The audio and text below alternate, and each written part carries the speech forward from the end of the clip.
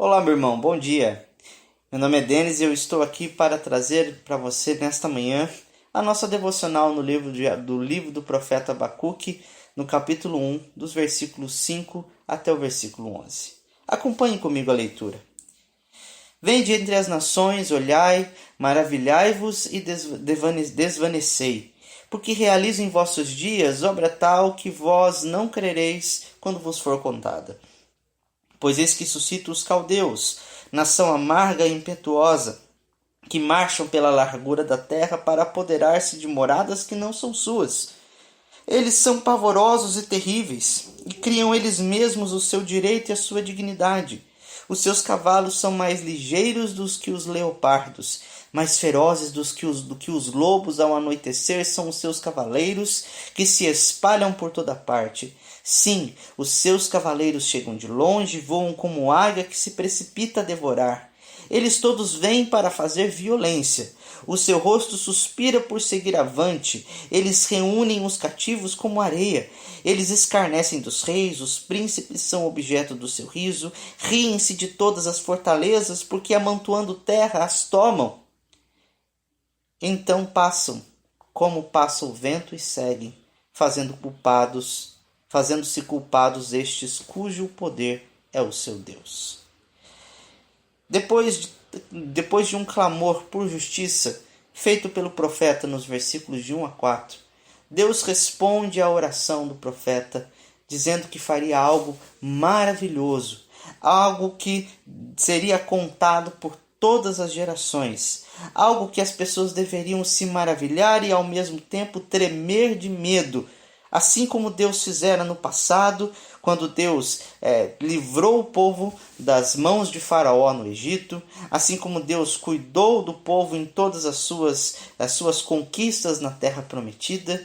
Deus estaria fazendo algo novo para acabar com toda aquela violência, com toda aquela situação de pecado no meio do seu povo. Deus estaria levantando um povo. Deus levantaria um povo que era até então talvez desconhecido no momento, pois entendemos que os caldeus foi uma nação que se ergueu rapidamente, que se apoderou rapidamente de impérios, e Deus levantaria este povo então para exercer o seu juízo, a sua justiça, para ser o seu instrumento de juízo contra um povo que estava em pecado diante de Deus. E Deus, ele caracteriza este povo. A resposta que Deus dá ao profeta não é talvez aquela que ele estava esperando nesse momento. Mas então ele começa a descrever que povo é esse que viria sobre a nação de Israel, que exerceria o juízo, que seria um instrumento da justiça de Deus.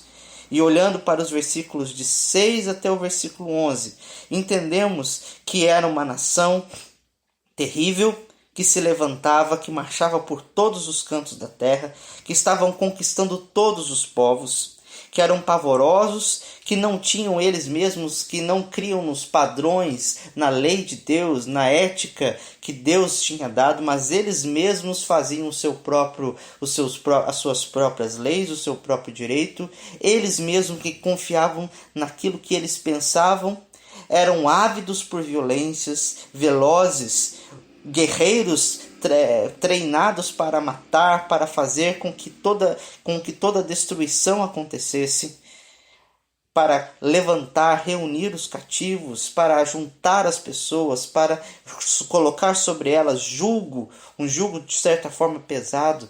Nem os reis, nem os impérios mais grandes da época prevaleceriam contra este povo, por conta da sua determinação, por conta da sua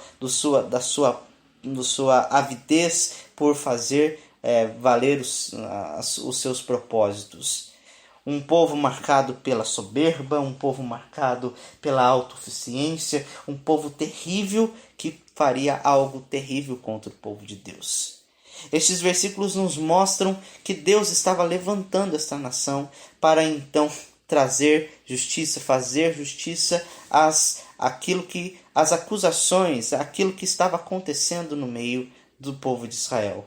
Lembrando que o povo de Israel havia se afastado de Deus, havia deixado a lei de Deus, estava vivendo de forma dissoluta, vivendo em injustiça, violência, não se importando com seu próximo e quiçá com a lei de Deus, que de fato era conhecida pelos sacerdotes, mas não era vivida por todo o povo. Então Deus levanta este povo. Deus faz com que esse povo venha sobre Israel. E é do nosso conhecimento que isto aconteceu. Esta foi uma mensagem de fato para o povo daqueles dias, especificamente para o povo daqueles dias. Para o povo a quem o profeta Abacuque estava falando, para o povo a quem o profeta Abacuque escreveu, mostrando que Deus então ele veio trazendo a sua justiça por meio de um instrumento maligno, de um instrumento ímpio, com o qual ele glorificou o seu nome, fazendo justiça sobre o povo de Israel, os levando para o cativeiro, destruindo o templo, destruindo os palácios, toda a glória que Israel tinha, de certa forma. E esses versículos aqui nos mostram, nos trazem algumas lições que nós podemos então aprender com esta ação de Deus, com aquilo que Deus estava fazendo naquele momento, estava mostrando para Abacuque o que ele iria fazer posteriormente para o seu povo. E a primeira lição que nós aprendemos aqui é que Deus responde às nossas orações. Apesar de não ser aquilo que o profeta talvez estivesse esperando, a notícia que ele estivesse esperando de fato de Deus, Deus se propôs a responder ao profeta, e não apenas ao profeta, mas ao povo. Porque o profeta ele era um porta-voz diante de Deus. De certa forma, os verbos aqui Deus está se dirigindo a um coletivo, não apenas à pessoa do profeta Abacuque, mas mostrando que Abacuque fazia parte daquele povo e a mensagem era para todo este povo, dizendo que Deus responderia às suas orações. Deus responderia às suas orações e faria justiça no meio do povo de Israel. E assim é conosco nos dias de hoje. Deus também responde às nossas orações. Contudo, Deus está respondendo às nossas orações de forma que estas orações glorifiquem o seu nome, glorifiquem o seu Filho e cumpram os seus propósitos na vida do povo, na vida da igreja. O propósito de nós orarmos é então conhecermos a vontade de Deus para que possamos então glorificá-lo em todo o tempo. Deus, a segunda lição que nós aprendemos deste texto é que Deus é quem controla as nações e as usa como um instrumento para o bem do seu povo. Apesar de nós vermos aqui os caldeus, essas características dos caldeus tão vívidas nesses versículos, um povo soberbo, um povo terrível, um povo determinado, um povo ávido por violência, um povo que tem prazer em matar, em oprimir os outros. Quem suscitou esse povo não foram eles mesmos que se levantaram na sua força, mas foi o próprio Deus. Como disse a princípio, os caldeus eles se organizaram, se estruturaram de uma forma bem rápida e chegaram ao topo de uma forma bem rápida, conquistando impérios e todo aquele território conhecido ali da Mesopotâmia. Mas foi um povo também que caiu de forma rápida. Da mesma forma como eles subiram rapidamente, os persas vieram contra ele no ano de 539 e também tomaram todo o seu poder, tomaram todo o seu arsenal e já não eram mais os caldeus que estavam dirigindo o império, que era a liderança da vez. Deus ele suscita, ele quem controla as nações. Tudo aquilo que as nações fazem é porque de fato Deus está controlando todas as coisas. E aqui não era diferente. Deus não só controlava a nação de Israel, ele não só dirigia os caminhos do seu povo, mas como o caminho de toda a terra, e usava todas as nações para o bem, para o cumprimento dos seus propósitos. Nós não sabemos o porquê de Deus usar desses instrumentos e mesmo dessas circunstâncias. Muitas vezes nós ficamos pensando e até mesmo nos corre uma certa indignação. Contudo, nós somos chamados a confiar em quem Deus é. Apesar de nós não termos acesso aos escrutínios, a mente de Deus, a vontade de Deus, o motivo de Deus usar, de fazer assim ou assado, aqui nós vemos neste texto que Deus nos convida a olhar e nos maravilhar para as coisas que Ele está fazendo. para olhar e entender que Ele quem está fazendo tudo, que é Ele quem está dirigindo toda a nossa história, que mesmo que circunstâncias difíceis, terríveis aconteçam com o seu povo, Deus está cuidando do seu povo, Deus estaria sempre perto do seu povo. E uma coisa que nós também aprendemos, uma outra lição, é que este povo passou, como diz, eles passam como vento, eles seguem fazendo-se culpados. Era um povo que se orgulhavam de toda a maldade que eles faziam. Aqui nós vemos então um paradoxo entre a soberania e a responsabilidade humana. Deus, de fato, Ele é soberano e dirige todas as coisas, mas os homens são culpados pelos seus pecados, eles são responsáveis pelas suas atitudes pecaminosas, e Deus certamente sabia disso, porque eles não estavam fazendo isso pensando na glória de Deus, mas idolatrando a si mesmo, porque se orgulhavam do seu poder. Como diz o versículo 11, eles fazem-se de culpados estes cujo poder é o seu Deus. Nós entendemos que Deus ele punirá os maus pela sua maldade, porque ele entende, porque ele é bom, e esta é a justiça de Deus sendo manifesta.